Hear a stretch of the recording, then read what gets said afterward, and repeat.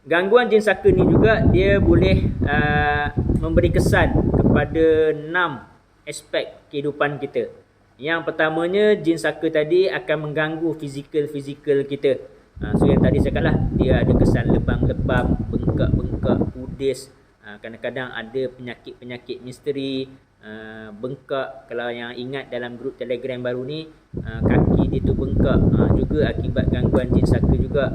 Dia selalu sakit-sakit, hati dia berdebar-debar, selalu kena tindih ataupun sering ditiduri semasa tidur.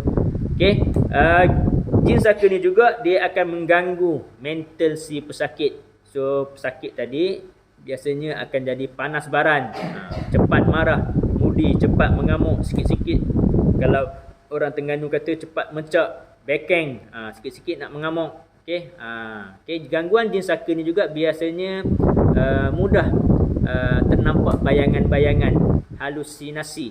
Dia ternampak macam kelibat-kelibat. Dia kerap nampak kelibat-kelibat, kerap nampak ada nampak hantu ke, nampak gangguan jin di pokok, nampak di semak, di busuk tu ada jin. Kerap nampak ni lah antara ciri dia, kesan dia. Ataupun selalu mendengar bisikan-bisikan, dengar suara. Itu antara ciri-ciri jin saka tadi lah. Yang lebih teruk, gangguan mental ni, jin saka ni dia akan menyebabkan pesakit tu menjadi masalah mental, gila. Ini biasa. Sebab tu kita selalu cakap sakit gila atau mental ni biasanya dia adalah penyakit keturunan. Keturunan tu bermaksud ada gangguan macam jin saka lah. Biasanya akan ada keturunan-keturunan dia yang lain dah pun jadi gila juga. Okey. Jin saka ni juga dia akan mengganggu kekeluargaan. So dia, sebab tu kadang-kadang ada orang kata dia kena sihir pemisah, nak bergaduh suami isteri. Kadang-kadang gaduh suami isteri tu bukan hanya sihir pemisah, dia juga akibat daripada gangguan jin saka. Si jin saka tadi, sifat dia nak memiliki. Kalau jin saka sebelah isteri, sifat dia nak memiliki isteri kita. So maka dia akan merosakkan hubungan antara suami dan isteri. So dia tak nak bagilah suami kita rapat dengan dia. So dia akan cuba bagi rasa dingin, bagi rasa tak boleh bersama dan sebagainya. Bukan hanya sihir pemisah sahaja yang bergaduh suami isteri ni, jin saka juga banyak mengganggu. Okey.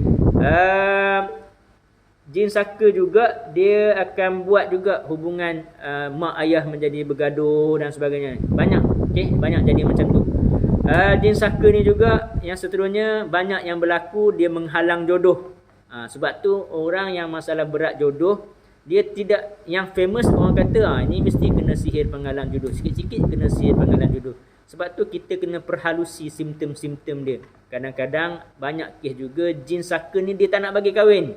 Jin saka ni dia akan ganggu pesakit tak nak bagi kahwin. Sebab sifat dia nak si pesakit tu. Maka kalau ada dia berkawan dengan sesiapa, dia akan cuba halang. Kalau dah kahwin, dia akan cuba ganggu pula si suami tu lah. Kalau dah kahwin dia tak berjaya ganggu jantan juga, dia juga akan cuba halang untuk daripada dapat zuriat. Dia akan halang berbagai cara, daripada tak boleh kahwin. Kalau dah berkahwin, dia akan halang daripada gangguan supaya tak boleh nak bersama, mati pucuk, mandul dan sebagainya, merosakkan janin dan sebagainya. Dan dia juga akan halang daripada untuk dapat anak dan sebagainya. So dia akan kacau lah. Sebab sifat dia nanti bila tak dapat anak misalnya, ataupun tak boleh bersama, sudah pasti pasangan tadi akan bergaduh, suami isteri. Maka bila bergaduh saja, maka jin saka tadi dia consider dia menang lah. Itu kita kena faham. Okay. Kebanyakan kes juga saya pernah jumpa juga, kalau orang yang ada gangguan jin saka ni juga, dia kerap gugur. Okay. Kalau sekali sahaja dia gugur, mungkin kebetulan hormon tak stabil dan sebagainya. Tapi kalau masuk lebih daripada 2 kali, dah masuk 3 kali keguguran, better jumpa dengan perawat. Biasanya ada masalah jin saka. Okay. Jin saka ni juga biasanya dia akan mengganggu rezeki kita juga. Dia boleh buat rezeki kita menjadi sempit. Biasanya dia akan buat kita menjadi murung lah biasanya. Okay, biasanya dia akan ganggu tidur kita. So bila kita tidur tak cukup, kita badan tak cukup rehat, maka kita akan start jadi depression, kemurungan. Kita dah mula pergi kerja tak perform. Yalah, kita tidur malam terganggu dengan mimpi-mimpi bayi tadi, kena tindih tadi. So disebabkan kita kena tindih, mimpi bayi, tidur tak lena, maka kita tak cukup rehat. Bila kita tak cukup rehat, kita pergi kerja, kita mesti akan jadi mengantuk, tak boleh perform dengan kerja. Maka dia akan mengganggulah rezeki kita. Bila kita tak perform kerja, of course majikan kita akan mula ambil tindakan kalau kita asyik cuti, tak perform kat kerja. Okey, memang secara umumnya jin-jin saka ni dia memang akan ganggu keseluruhan kehidupan kita. Dia akan ganggu orang kita. Malah paling juga banyak kes jin saka juga bekerjasama dengan jin sihir. Macam saya kata tadi lah, sebab dia nak suruh kita menerima. Jin saka nak suruh kita menerima dia.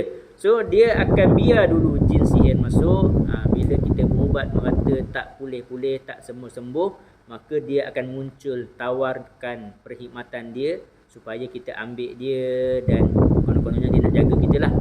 Inilah ciri-ciri dia.